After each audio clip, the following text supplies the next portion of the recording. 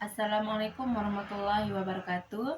Kami dari kelompok 5, saya atas nama Siti Nimatul Arofah sebagai moderator dan pemateri pertama, Rezekia Mohalila sebagai pemateri kedua, dan Rozikatun Fauzania sebagai pemateri ketiga.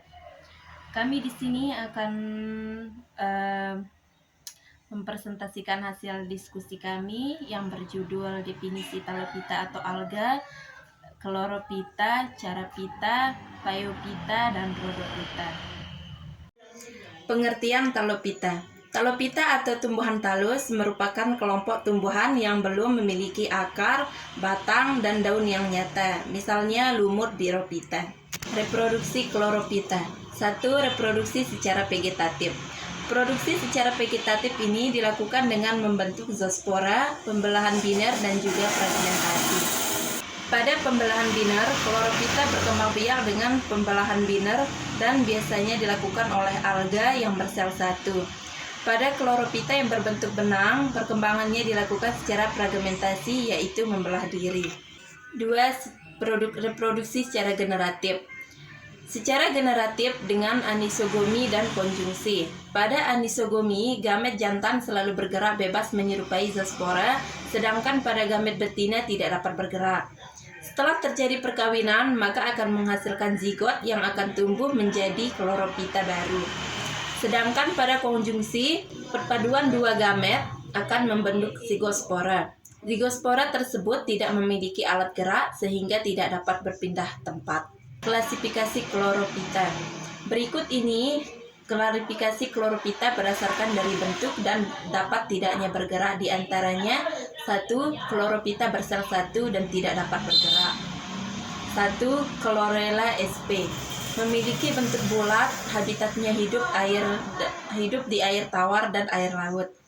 Reproduksi secara vegetatif, yaitu dengan membelah diri dan sering digunakan untuk mempelajari fotosintesis. 2. Colococcum sp. Memiliki bentuk yang sama dengan Chlorella sp, yaitu bulat. Habitatnya berada di air tawar dan reproduksinya secara vegetatif, namun membentuk zoospora secara generatif dengan isogami. 2. Chloropita bersel 1 dan dapat bergerak. 1. Chlamydomonas sp. Chlamydomonas sp memiliki bentuk bulat seperti telur dan memiliki 2 flagel. Kloroplasnya berbentuk mangkok dan mengandung pironoid dan stigma. Jenis kloropita ini berproduksi dengan membelah diri dan juga konjungsi. 2. Euglena viridis. Euglena viridis memiliki bentuk seperti mata dan memiliki sebuah flagel dan klorofil. Jenis kloropita ini berproduksi dengan membelah diri dan termasuk ke dalam kelompok protozoa. 3. Kloropita berbentuk koloni tidak bergerak. 1. Hydrodictum sp.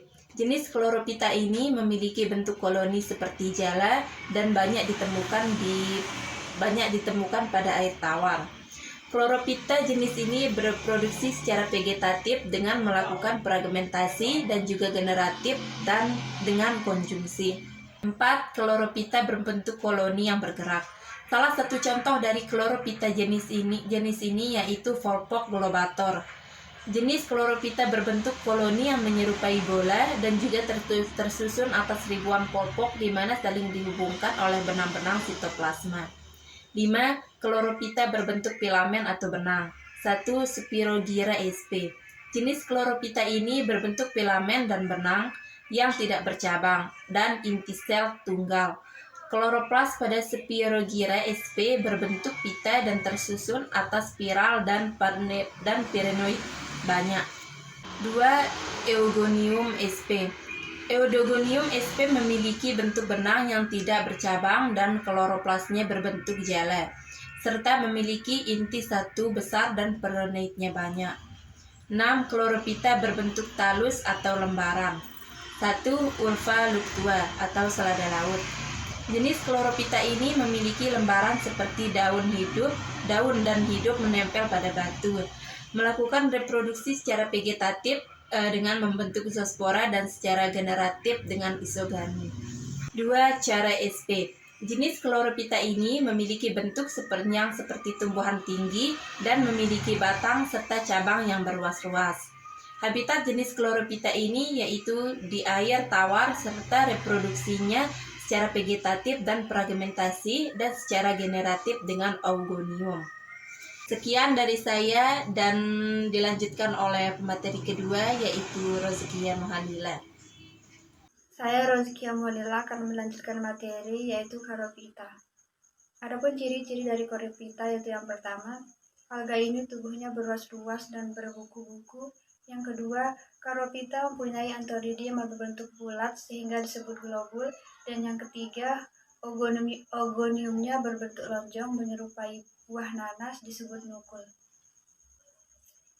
Organisme divisi pada Chlorophyta yaitu yang pertama, cara.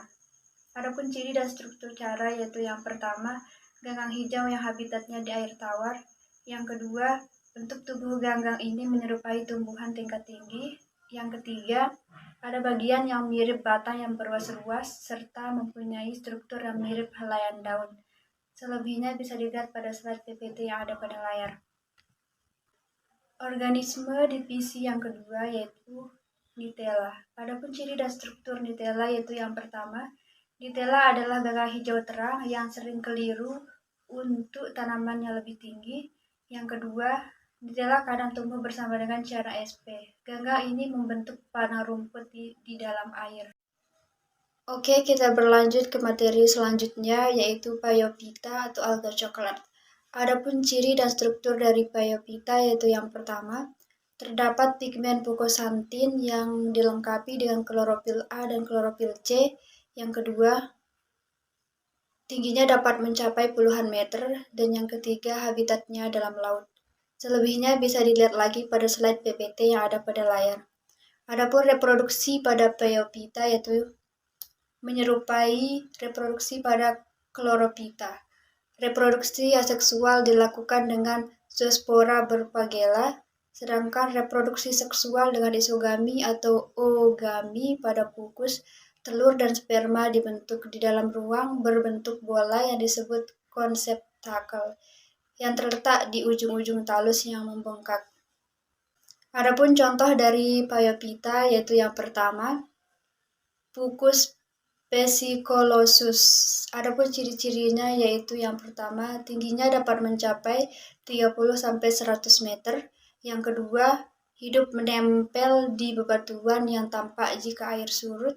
Yang ketiga, terdapat gelembung udara sepanjang sisi talus yang bercabang-cabang seperti garpu. Yang keempat, ujungnya membesar yang membentuk konseptakel. Adapun contoh yang kedua yaitu Sargassum silicosusum. Adapun ciri-cirinya yaitu yang pertama, hidup menempel bebatuan di sepanjang pantai berbatu daerah tropis. Yang kedua, ukuran sargassum beragam dari yang kecil hingga panjangnya mencapai ratusan meter. Dan kemudian contoh yang ketiga yaitu Macrocystis. Adapun ciri-cirinya yaitu yang pertama, ukurannya sangat besar. Di pantai barat Amerika Utara panjangnya ditemukan dapat mencapai 3 km. Yang kedua, Macrocystis hidup menempel kuat di bebatuan dengan batuan talus yang menyerupai akar. Assalamualaikum warahmatullahi wabarakatuh. Perkenalkan, nama saya Rozikatun Fauzania. Di sini saya sebagai pemateri ketiga dan saya akan menjelaskan tentang Rhodophyta atau alga merah.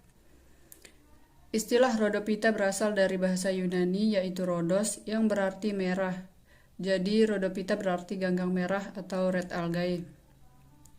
Adapun ciri-ciri Rhodophyta yaitu yang pertama adalah inti sel bersifat eukatorik karena inti sel telah memiliki membran.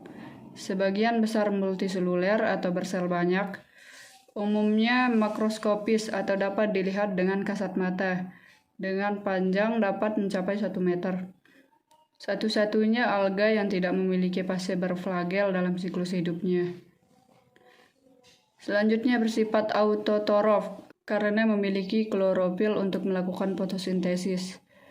Kloroplas mengandung pirenoid untuk menyimpan hasil fotosintesis. Ganggang merah dapat bereproduksi secara aseksual atau vegetatif dan secara seksual atau generatif. Perkembangbiakan aseksual dengan membentuk aplanospora, yaitu spora non-motil atau tidak bergerak, dan berasal dari talus ganggang yang diploid. Selanjutnya, spora tersebut akan tumbuh menjadi ganggang merah baru. Pada Rhodophyta, perkembangbiakan aseksual secara fragmentasi jarang terjadi. Perkembangbiakan seksual atau generatif terjadi secara oogami, dan pada beberapa jenis mengalami bergiliran keturunan atau metagenesis. Reproduksi secara generatif dilakukan dengan peleburan antara gamet jantan yang tidak memiliki alat gerak atau spermatium dan ovum. Gamet jantan tersebut dibentuk dalam spermatangium, sedangkan gamet betina dibentuk dalam karpogonium. Zigot hasil pembuahan selanjutnya akan tumbuh menjadi ganggang merah yang diploid. Beberapa contoh Rhodophyta adalah sebagai berikut. Yang pertama, Eusebia spinosum banyak dibudidayakan karena menghasilkan agar. Banyak terdapat di perairan Indonesia. Kemudian Chondrus crispus juga dibudidayakan yang dikenal sebagai rumput laut. Selanjutnya Gelidium coulteri dan Gracilaria sp. Sebagai bahan pembuatan agar-agar, banyak terdapat di perairan negara yang agak dingin. Kemudian Carolina sp. merupakan anggota Rhodophyta atau ganggang merah yang tubuhnya dilapisi oleh kalsium karbonat. Kemudian ada yang namanya Dacia, Polisponia, dan sebagainya. Sekian, Assalamualaikum warahmatullahi wabarakatuh.